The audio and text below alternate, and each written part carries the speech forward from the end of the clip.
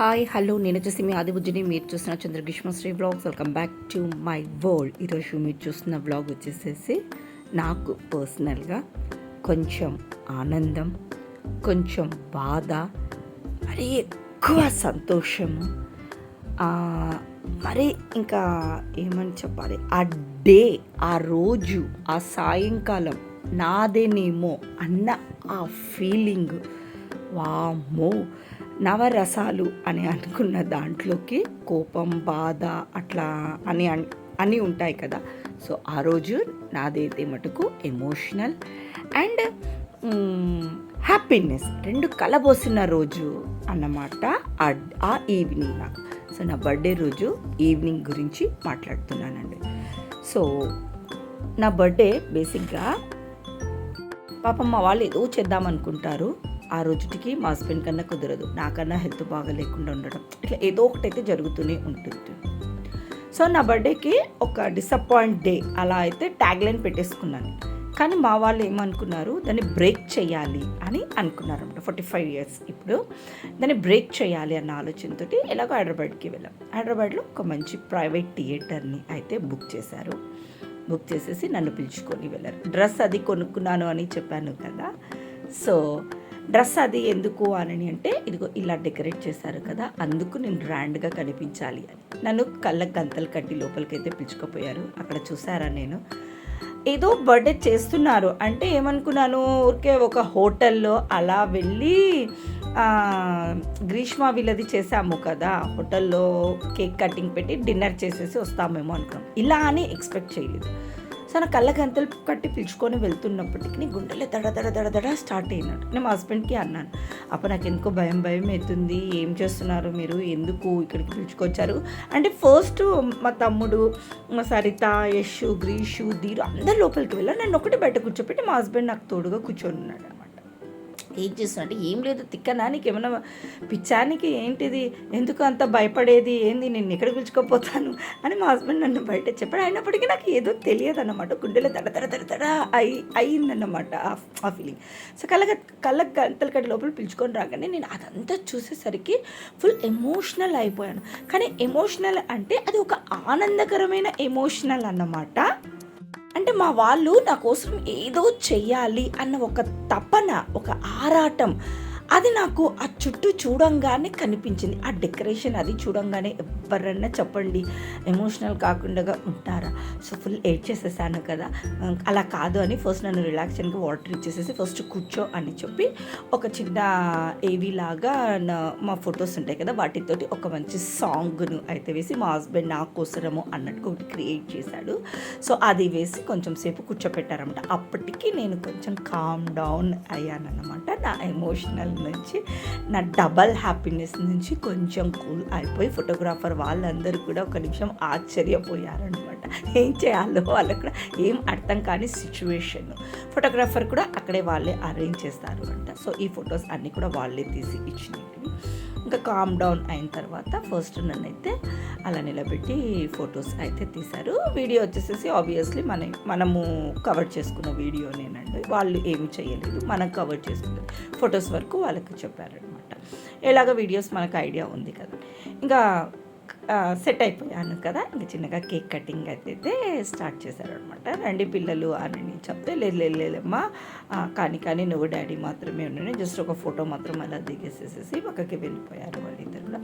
నాకు ఇందాక back drop ఉంది కదా, దాని మీద ఆడ ఆ ఉయ్యాల అది చూడంగానే నిజంగా నేను ఒక 9 years 10 years అప్పుడప్పుడు ఊహ వస్తూ ఉన్న పిల్లలు గుర్తుపడుతూ, ఓకే నాకు బర్త్డే సెలబ్రేషన్స్ చేస్తా అని అలా ఉంటుంది కదా ఆ వయసు, ఊహ వచ్చినప్పుడు అలా అనిపించింది అన్నమాట. ఎగ్జాక్ట్గా నాకు 10 yearsలోకి వెళ్ళిపోయానా అన్న ఫీలింగ్ అయితే కలిగింది. సో చాలా అంటే చాలా కష్టపడ్డాడు. ఫస్ట్ ఐడియా వచ్చేసేసి ధీరజ్ది, అంటే ఏదన్నా చేయాలా, ఏదో ఒకటి చేయాలా అన్న, అంటే హైదరాబాద్కి వస్తున్నాము అని చెప్పాము కదా, ఏదో చేయాలా అన్న ఒక ఐడియా అయితే ఉండింది.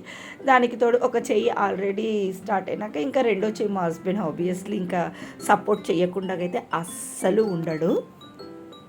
నా ఈ యూట్యూబ్ కానివ్వండి, నేను ఏం చేస్తున్నా కూడా ఫుల్ సపోర్ట్ అయితే మా హస్బెండ్ నుంచి వస్తుంటుంది. నా కోసం చేస్తున్న బర్త్డే సెలబ్రేషన్స్కి ఇంకా సపోర్ట్ చేయకుండా, దట్టు కొడుకు అడుగుతున్నప్పటికీ సపోర్ట్ చేయకుండా ఉంటాడు. సో ఆ విధంగా వాళ్ళ ఇద్దరు కూడాను అంటే సాటర్డే నుంచి వాళ్ళ ఐడియాస్ ఒక్కొక్కటి ఇది చేద్దామా అది చేద్దామా అంటే ఒకటేసారికి ఏది కూడా ప్రాపర్గా సెట్ అవ్వదు కదా, ఒక 4-5 ఐడియాస్ చేసుకుంటేనే ఒకటి సెట్ అవుతుంది కదా. సో అట్లా సాటర్డే నుంచి అయితే స్ట్రగుల్ అయితే అయ్యారు అంట ఇద్దరు. ఆ తర్వాత నాకు చెప్తూ ఉంటే నిజంగా చాలా కష్టపడ్డారు. అమ్మ ఎప్పుడు నా బర్త్డే జరగదు అని అంటున్నావు కదా, నువ్వు దాన్ని బ్రేక్ చేయాలా అని నేనైతే డిసైడ్ అయ్యాను. డాడీ చెప్పినా చెప్పకపోయినా చేసినా చేయకపోయినా నేనైతే 100% కాన్ఫిడెంట్గా అయితే ఫిక్స్ అయ్యాను అని వాడు చెప్తూ ఉన్నప్పటికీ అప్పటికి ఇంకా నాకు అయితే ఇంకా ఫుల్ ఎమోషనల్ అయితే అయిపోయాను అన్నమాట. సో నా బర్త్డే వచ్చేసి హైదరాబాద్లో ఒక ప్రైవేట్ థియేటర్లో ఇలా అయితే అరేంజ్ చేశారు. ఇప్పుడు ఇది కొంచెం కామన్ లాగా అయిపోయింది కదా, ఒక ప్రైవసీ లాగా అన్నట్లుగా కూడా కొన్ని సెలబ్రేషన్స్ అయితే ఇలా స్టార్ట్ అయితే చేశారు కదా. సో మన ధీరజ్ వాళ్ళకు ఇది బాగా అనిపించింది. అందరూ ఒకే చోట ఉంటాము, సెలబ్రేషన్స్ చేసుకుంటాము అన్నట్లు మంచి ఆలోచన అనిపించి సో అక్కడ అయితే నా బర్త్డే సెలబ్రేషన్స్ అయితే అక్కడ చేయాలని డిసైడ్ అయ్యారు. నన్ను పిలుచుకొని వెళ్ళారు. కేక్ కటింగ్ అది అయితే జరిగింది. 1 by 1 అందరూ కూడా కేక్ తినిపించారు. ఆ తర్వాత ఇంకా కొంచెం చిల్ అవ్వాలి కదా, 1 hour ఏమో ఇస్తారంట అండి టైం వచ్చేసేసి మనకు 1 hour 1.5 hour. ఇంకా మంచిగా సాంగ్స్ అయితే ప్లే చేశారు. నేను చెప్పాల్సిన అవసరం లేదు, గ్రీష్ గారు ఆ స్టెప్పుకు మీకు అర్థమైపోయి ఉంటుంది ఏ సాంగ్కు ఆమె ఆ డాన్స్ వేస్తుంది అనేసి.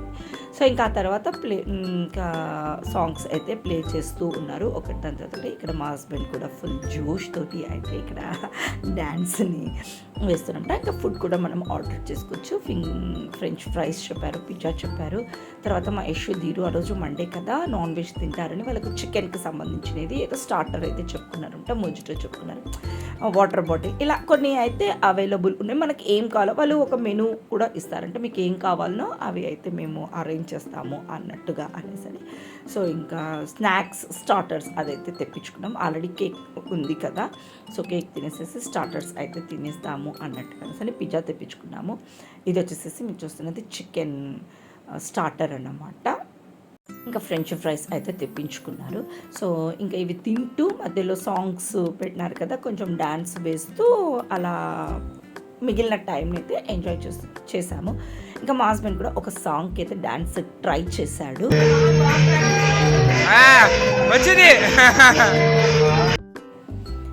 సో ఇక్కడ సాంగ్ అయితే మీకు అర్థమైపోయింది కదా, గ్రీషు అండ్ వాళ్ళ డాడీ ఇద్దరు ట్రై చేశాడు. గ్రీష్ గాడికి అయితే దాని హెయిర్ మీద ఏది నిలబడలేదు, సిల్కీ హెయిర్ కాబట్టి.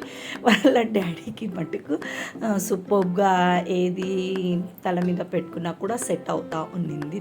తనకైతే ఎన్నిసార్లు దాన్ని తల మీద పెట్టుకున్నప్పుడు ఏ గ్లాస్ పెట్టుకున్నప్పుడు సెట్ అయింది. దానికి వల్ల కాక చూడండి ఫ్లవర్ వాజ్ ఉంటుంది కదా, అది తీసుకొని కూడా ట్రై అయితే చేసిందనమాట. సో అక్కడైతే వాళ్ళ డాడీనే గెలిచాడు.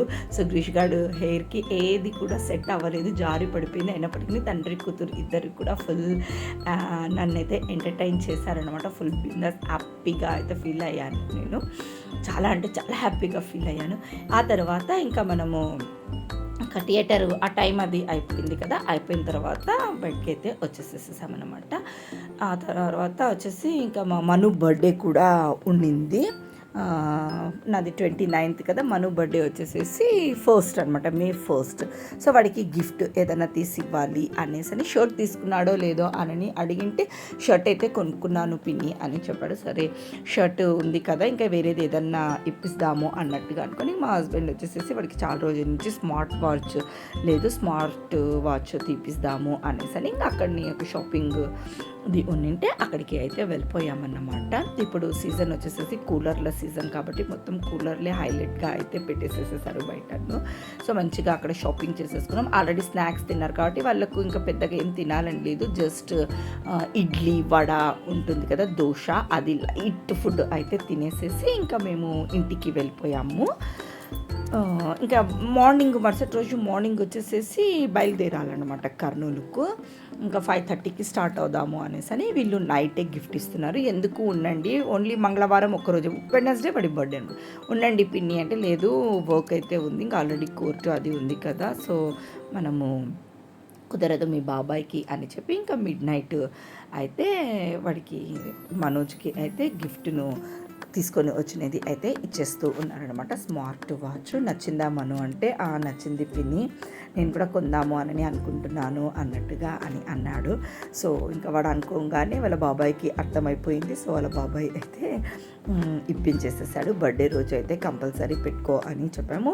వెడ్నెస్డే వచ్చింది కదా, ఉండండి పిన్ని, నాన్ వెజ్ అది తినచ్చు కదా అన్నట్లుగా అనేసి పాపము చెప్తూ ఉన్నాడనమాట. అంటే మాకు సండే వెడ్నెస్డే మాత్రమే తింటాము కదా, సో ఆ స్పెషల్ డేస్ అన్నది తక్కువ కదా వచ్చేది. ఉండండి అంటే, లేదు మాకు ట్యూస్డే అయితే వెళ్ళిపోవాలా, కుదరదులేమను అని చెప్పి మళ్ళీ వెడ్నెస్డే నుంచి వేరే ప్లానింగ్స్ అయితే ఉన్నాయి. సో అందుకోసము కంపల్సరీ ట్యూస్డే రావాలి. సో మార్నింగ్ 5:30కి అయితే లేచాము, రెడీ అయ్యేసి వచ్చేసాము. కొంచెం మన హైదరాబాద్ నుంచి కర్నూలు రోడ్ ఎక్కేటప్పటికి టీ తాగుదాము అన్నట్టుగా అనేసి మంచి నేను రీసెంట్గా చాలాసార్లు మలై బన్ ఇవన్నీ చూపించాను కదా, సో అక్కడే అది ఒక మాకు స్పెషల్ ప్లేస్ అయితే అయిపోయిందనమాట. వచ్చేటప్పుడు కంపల్సరీ టీ కానీ బన్ కానీ ఏదో ఒకటి అయితే అక్కడ ఆపేసేస్తామన్నమాట, ఒక 10 minutes అయితే మన కార్ని. సో మంచిగా టీ అయితే తాగేసేసాము. సో ఆ తర్వాత మనము కర్నూలుకి 9:30కి అంతా కూడా రీచ్ అయిపోయామన్నమాట ఆ రోజు. సో నా బర్త్డే అయితే ఇలా జరిగింది. సో బాగా జరగదు అన్న ఆ మాటను బ్రేక్ చేసేసారు. సో నేను కూడా చాలా ఎమోషనల్ అయ్యాను అండ్ ఫీల్ చాలా హ్యాపీ. నాకు ఆ రోజు క్వీన్ ఆఫ్ ద డే అన్నట్టు అనిపించింది. బాయ్.